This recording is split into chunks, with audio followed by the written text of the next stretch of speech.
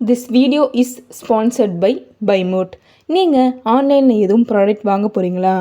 இந்த பைமோட் ஆப்பை யூஸ் பண்ணி உங்களுக்கான ப்ராடக்டை ஆன்லைனில் ஆர்டர் பண்ணி வாங்கிக்கோங்க.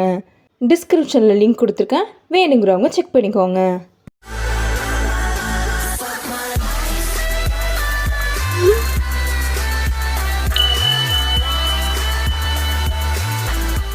ஒரு ஊரில் ஒரு சலவை தொழிலாளி வாழ்ந்து வந்தானாம். அவனோடு ஒரு கழுதையும் வாழ்ந்து வந்ததாம். இருவரின் வேலை துணிகளை துவைத்து அதனை உரியவர்களிடம் கொண்டு சேர்ப்பதே. அந்த சலவை தொழிலாளி மிகவும் ஏழை என்ற காரணத்தினால் கழுதைக்கு சரியான உணவுகளை கொடுக்க முடியவில்லை. அதனால் கழுதை மிகவும் மெலிந்து போனது.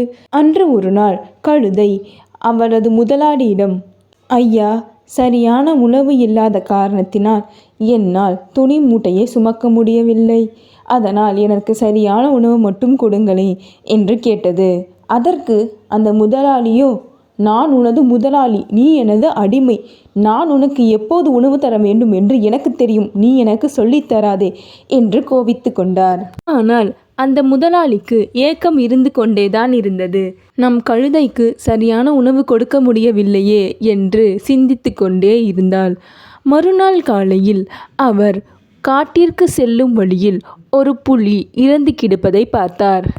உடனே அவருக்கு ஒரு யோசனை தோன்றியது.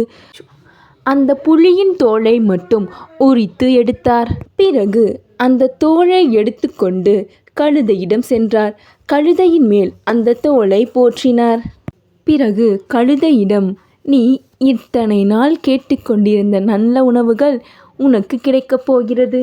பக்கத்தில் இருக்கும் வயலுக்கு போய் அங்கு இருக்கும் நெல்மணிகளை உன்று உன் பசியை தீர்த்துக்கொள்.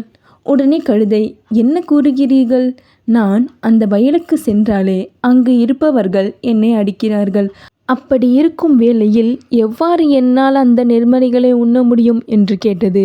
உடனே அந்த முதலாளி, நான் சொல்வதை நீ செய், உடனே அந்த வயலுக்கு செல் என்று கூறினார். அதுவும் அந்த வயலுக்கு சென்றது. அங்கு போய் நெற்மணிகளை உண்றது. ஆனால் அங்கு இருப்பவர்கள் யாரும் அதனை துரத்தவில்லை. அது புலி என்ற அச்சத்தில் யாரும் அது அருகில் கூட வரவில்லை. இதேபோல் தினமும் அந்த கழுதை அங்கு இருக்கும் வயலில் நெற்மணிகளை உண்டு கொண்டே இருந்தது. அதேபோல் அன்று ஒரு நாள் அந்த வயலுக்கு சென்று நெற்மணிகளை உண்டு கொண்டிருந்தது. திடீரென்று அருகாமையில் ஒரு கழுதை கனைக்கும் குரல் அதற்கு கேட்டது. உடனே அதுவும் கனைக்க தொடங்கியது.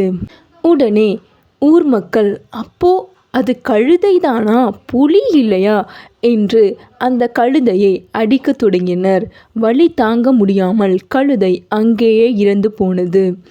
இங்கோ அந்த சலவை தொழிலாளி இன்னும் நம் கழுதையை காணவில்லையே என்று தேடிக்கொண்டே அந்த வயலுக்கு வர, அங்கு இறந்து கிடந்த தனது கழுதையை பார்த்து அழுக தொடங்கினார்.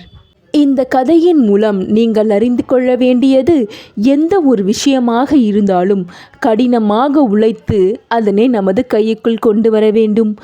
எளிதாக கிடைக்கும் ஒரு சின்ன விஷயமாக இருந்தாலும் சரி, அது தன்னுடன் சிறிது காலம் மட்டுமே இருக்கும் என்பதை மனதில் வைத்துக்கொண்டு கடினமாக உழைக்க பழகிக்கொள்ளுங்கள். நன்றி. ஓகே குட்டீஸ், இன்றைக்கான ஸ்டோரி உங்களுக்கு ரொம்ப பிடிச்சிருக்குன்னு நம்புகிறேன். உங்களுக்கு இந்த மாதிரியான ஸ்டோரிஸ் ரொம்ப பிடிக்கும் அப்படின்னா நம்ம சைனி ஸ்டோரிஸை சப்ஸ்கிரைப் பண்ணிக்கோங்க. கூடவே இருக்கிற பெல் பட்டனை கிளிக் பண்ணி உடனுக்குடன் அப்டேட்ஸை தெரிஞ்சுக்கொள்ளுங்க. ஓகே குட்டீஸ், பாய். நெக்ஸ்ட் வீடியோவில் சந்திக்கலாம்.